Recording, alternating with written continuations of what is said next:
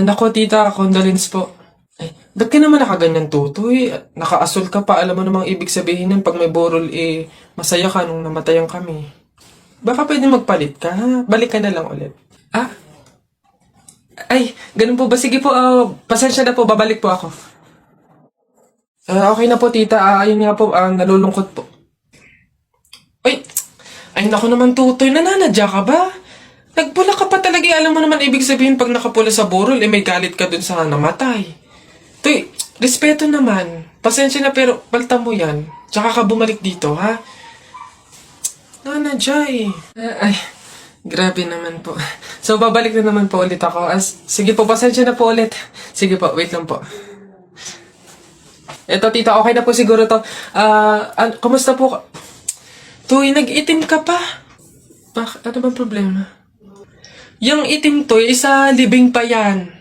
Anong pinapakita mo? Anong pinapahiwatig mo na gusto mo nang alisin to sa amin? Na gusto mo nang ihiwalay tong pamilya namin, ha? Ay, hindi naman po sa ganun, tita. Sadyang hindi ko lang po alam na may mga color coding po pala pag may burol. Hindi ko po alam na may pamahiin po pala kayong sinusunod.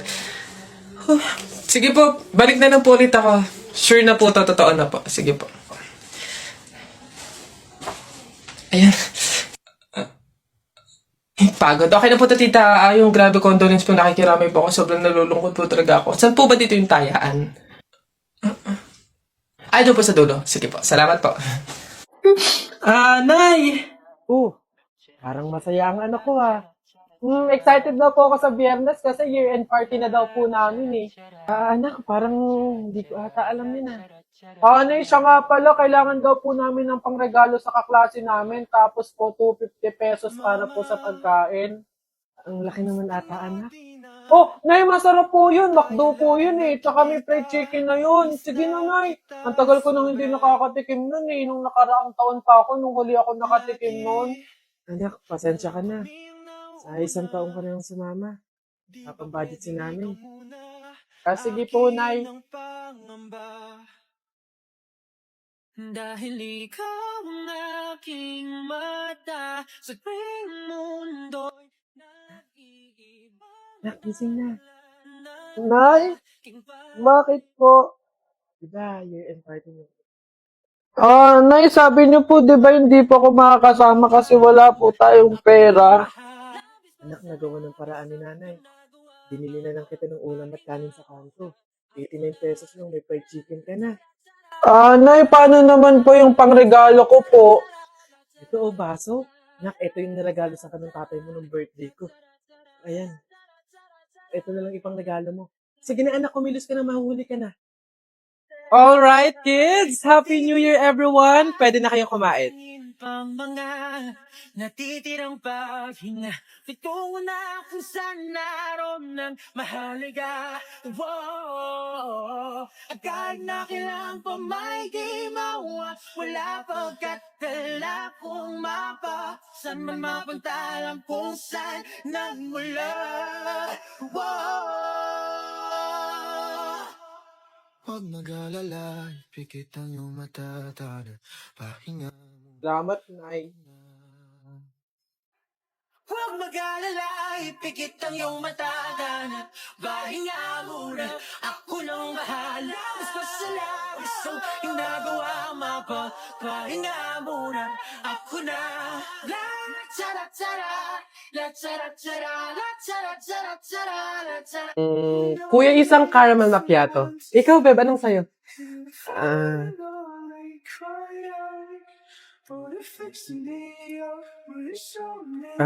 Beb.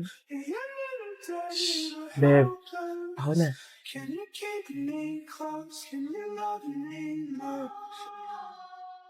Kuya, 2 Intramuros po. Beb, eto na, wag na, meron ako. Okay lang yan, Beb. Dagdag mo na lang yan sa pamasahe mo bukas. Diba? Beb, excited na ako. Next week na yung tour natin. Nagbayad ka na ba? Beb, hindi ako sasama eh. Ang mahal kasi. Wala kaming budget para doon. Ganun ba?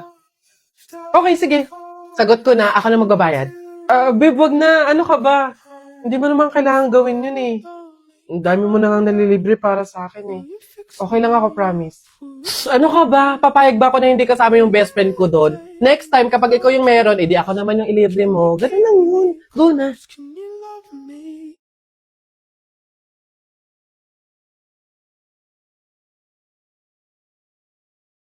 Makakabawi din ako sa'yo.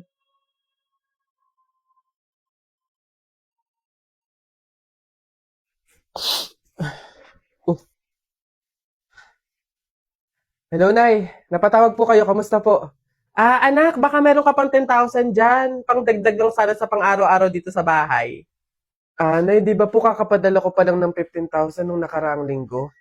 Ayun na nga, naubos na eh. Nagaya kasi yung mga kumari kong mag-outing. Diyos ko. Nay naman, malaking halaga po yun. Sana naman tinipid ninyo. Hindi po ganun kadali kitain yun eh.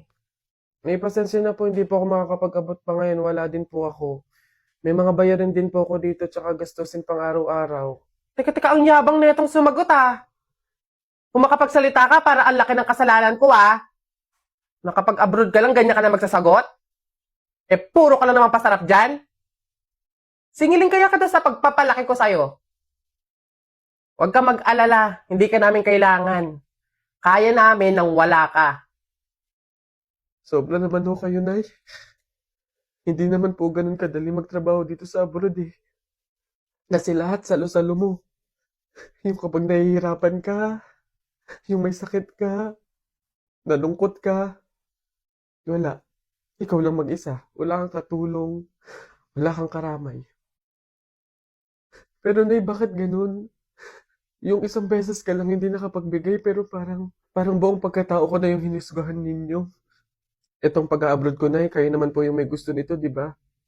Hindi po ako.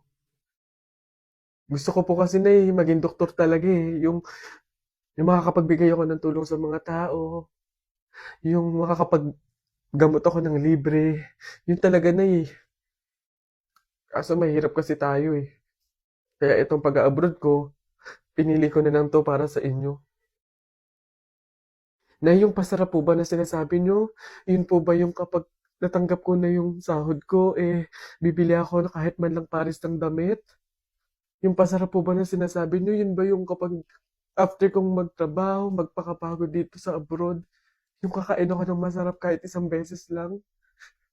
Yun po ba yun, Nay? Pasensya na po kayo, Nay, ah.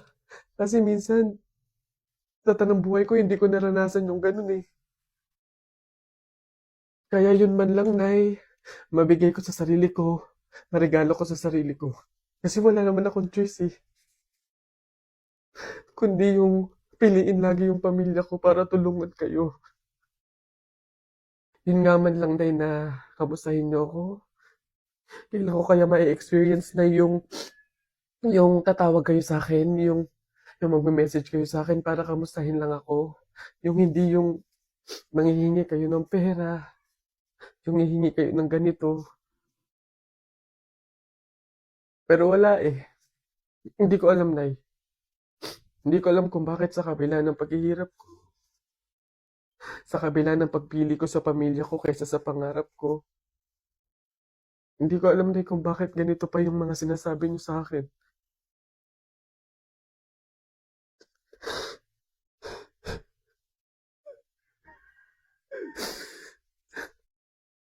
Yan, picture lang ng picture, guys. Ako lang to. Oh.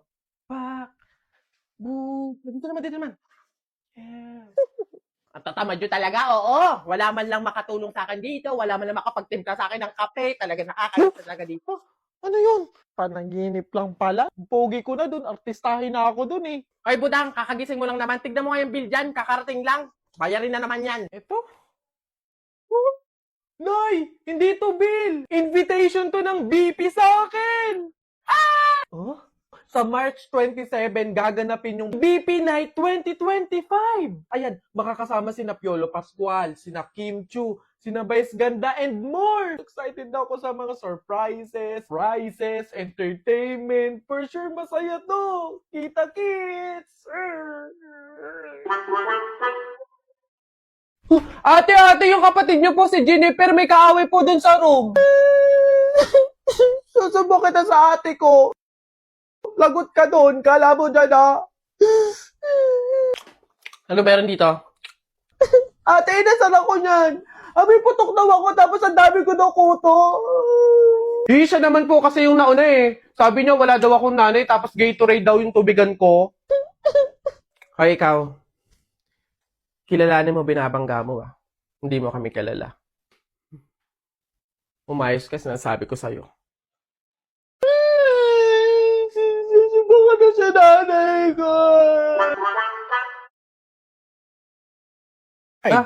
Yeah. Smooth. It even fly. Oh. Sabi sa inyo, baka magduda ka pa dyan. Oo na nga.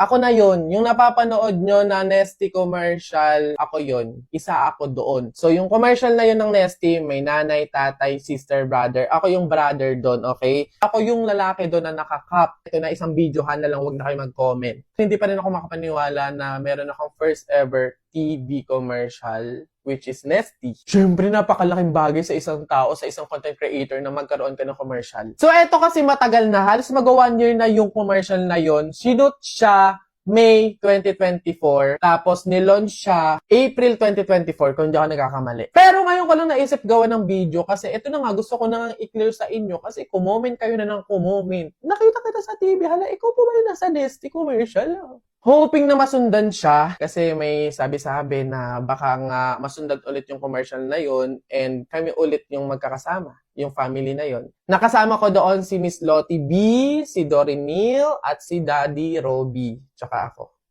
So, eto na nga. Syempre, gumawa na lang din naman ako ng video. Hindi patunayan ko na din, no, na ako yun. So, mag-ano ako, reenact. Ano yung sinabi ko doon sa commercial, kung ano yung lines ko, gagawin ko. Dito muna tayo sa first exposure ko, first scene, first line. Ayan.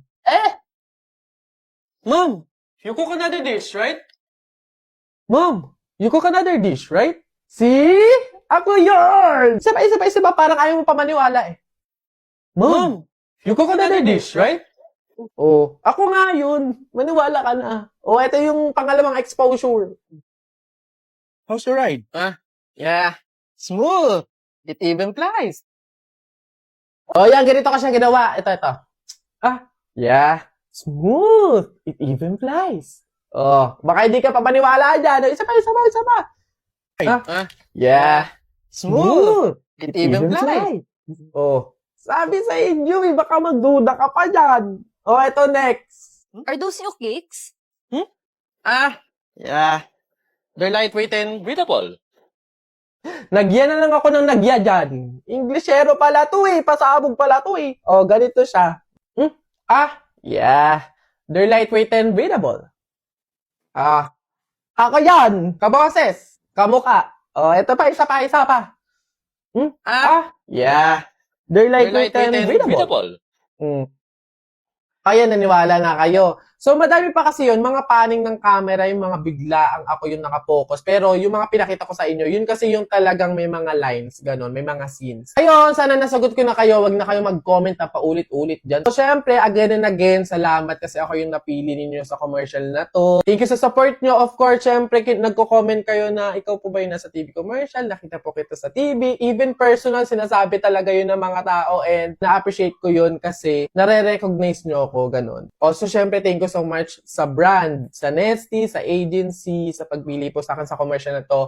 Again, sana maulit, sana masundan. Right? No? Pero alam ko, abangan nyo. Malay nyo. So, yun na, basta nilinaw ko na sa inyo ha, sinagot ko na sa pamamagitan ng isang video na to. Ayun lang, thank you for watching, send and receive good vibes. See you on my next video content.